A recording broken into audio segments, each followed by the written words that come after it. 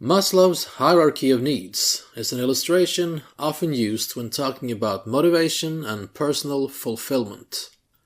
It shows our most basic physiological needs at the bottom, and at the top we see our most developed human needs, which means different forms of self-actualization. In Sweden we have, or at least some of us seem to have, even more categories. And at first you might think, since Sweden is such a developed and high-tech country, that those categories would sit near the top of the hierarchy.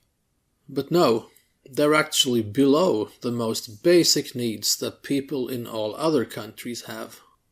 You see, in Sweden we have needs that go even deeper. As the foundation on which food, water and other basic needs stand, we have the Swedish Foundation of Values, which mainly consists of radical feminism, social justice, and white guilt. We're constantly reminded of these values through state television, state radio, and many other outlets, so that we, God forbid, never forget those values. We're taught from an early age that white, middle-aged men are scum, although they're basically the ones that both invented and built everything we take for granted in today's society. We're also taught that the right thing to do is to take in as many people from the third world as possible, even if it means self-extinction. You see, somehow we owe it to them. Another thing we're taught is that we, as Swedes, explicitly or not, are responsible for slavery throughout the history of the world, although we haven't had slaves in Sweden since the time of the Vikings, which is literally 1,000 years ago. Now, you might think that's enough, that nothing can go deeper than all that, which is a perfectly reasonable assumption.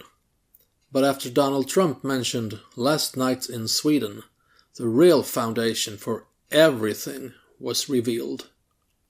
Allow me to present the image of Sweden, which is the most precious thing we have, and it basically comes down to this.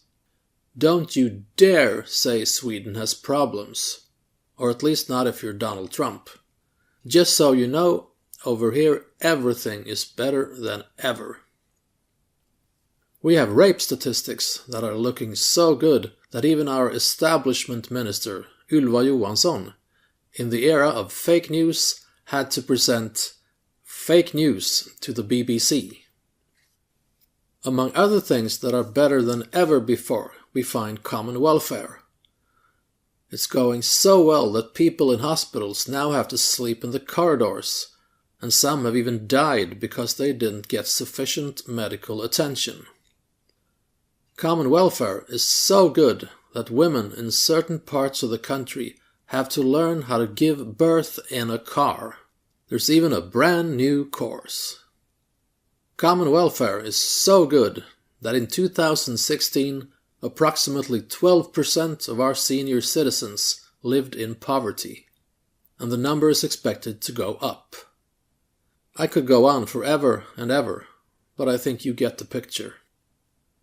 So, there you have them, the two basic extra needs we have in Sweden.